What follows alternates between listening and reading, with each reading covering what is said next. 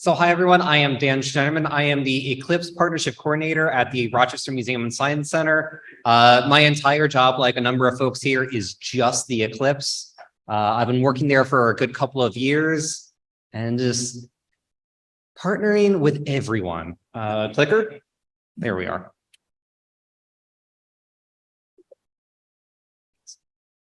So early on in my job, I would say literally in the first 2 weeks, I was up almost every night just thinking about our local population.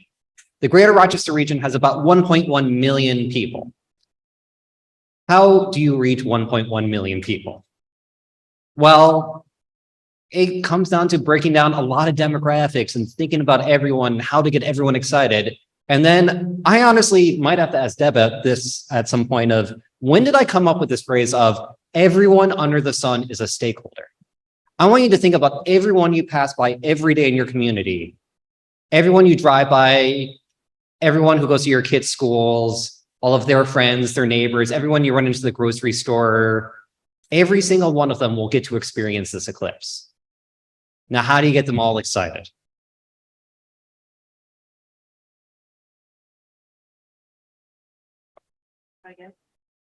There we go.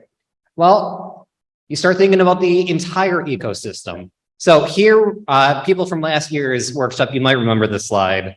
I honestly just copied it over, but when you think about it, it's everyone. You have everyone from students, clubs, to event organizers, restaurants, stores, healthcare. There's a lot of healthcare issues around the eclipse.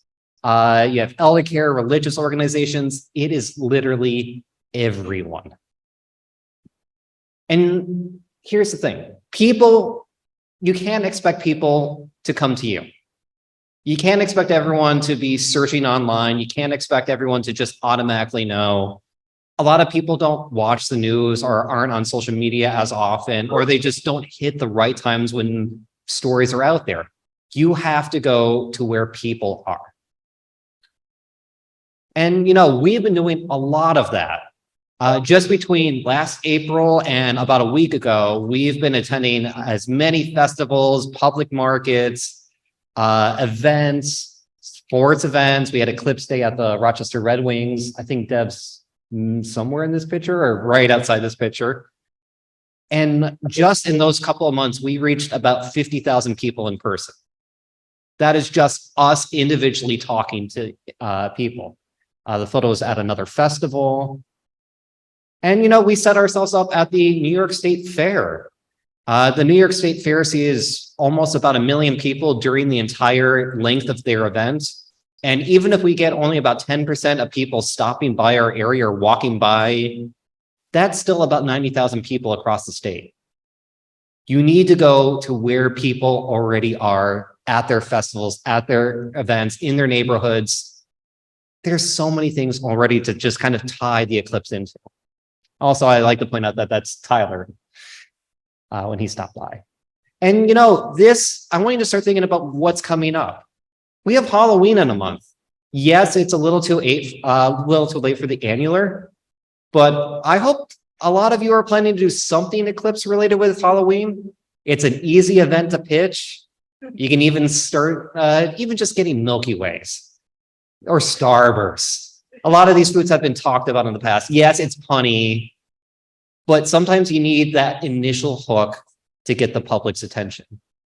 It can be a bad pun. The amount of groans I have gotten when doing outreach or just having a table with information, it helps. Bringing telescopes, convincing people, hey, yes, the eclipse is a great time to look up at the sun, but you know what else is? On any sunny day. There's a lot of cool things going on. We have a lot of solar activity. We're reaching solar max coming up.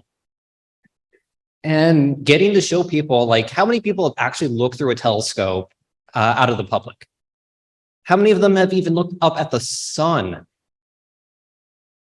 Giving them that opportunity. You got to have that special hook, that shiny event that we talked about earlier.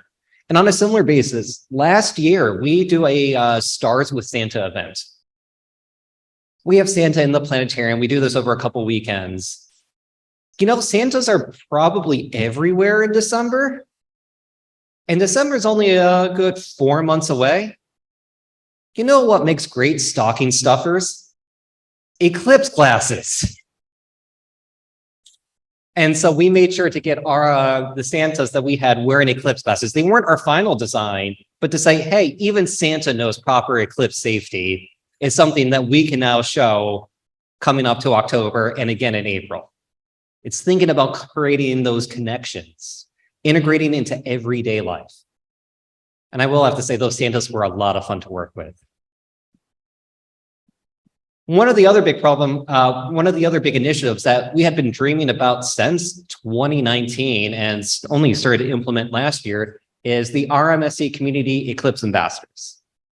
So thanks to the Simons Foundation and yet again, bringing up the In the Path of Totality website, we've been able to work with museums. You know, here's all the other museums, which I want to give a shout out to the Thinkery that's also here. We've been able to bring on 50 different ambassador organizations from across our 9-county region, giving them telescopes, solar filters, 1,000 glasses each, stickers, postcards, colanders for pinhole viewers. We have Sun, Moon, Earth models, orreries. And I want you to look at this list. We made sure to spread everyone out across our 9 counties. We have chocolatiers. We have a homeless shelter. We have, you know, of course, our park system. We made sure to get a temple, a church, and a mosque, for which it wasn't until this program that I learned from one of our ambassadors that, did you know that there's a prayer said during eclipses for the Muslim religion? That is something I only learned because I got to interact with members of that community. And if you don't go out and visit them and welcome them into this larger eclipse community, you won't get to learn these amazing things. Yes, I know I'm going over by a minute or so. But there are so many organizations out there and you never know who you can partner with. I have had conversations with funeral homes, with senior centers, with daycares, with doctors, grocery stores, even manufacturers who are trying to figure out their 24-hour manufacturing schedule and making sure that enough of their staff can go and actually see it. And here are some of our ambassadors from our training sessions, you know, practicing with the telescopes, a lot of them getting hands-on, and most of them, they are reaching out to their communities that haven't usually been approached and don't often get that chance to be engaged in these activities. You need to look for these communities and be intentional. And here they are doing some outreach with us as well. This just gives you an idea. To kind of wrap it up for Rochester, you know, we do have a large task force that's ever growing. That number is definitely outdated. But you got to engage your community. You got to meet with them monthly, invite them in. People might not know about it until you send that initial email or that phone call out and say, hey, have you heard about this eclipse coming up? For those who have mentioned it to your Uber drivers while you're here, that's a great way. I have had eclipse conversations with my doctor's pediatrician. I have had them with people checking me out at grocery stores. You just got to kind of toss it out there. Yes, you're going to be known as that person for at least a little bit, but lean into it. You know, here's a very outdated list of just a bunch of people involved and from some of our meetings. Whenever we do meetings, we do make sure to have them hybrid because we know not everyone can travel. Be sure to get your meetings recorded. Not everyone can make it. Not everyone can travel. You don't want them to miss out. And with that, I thank you all.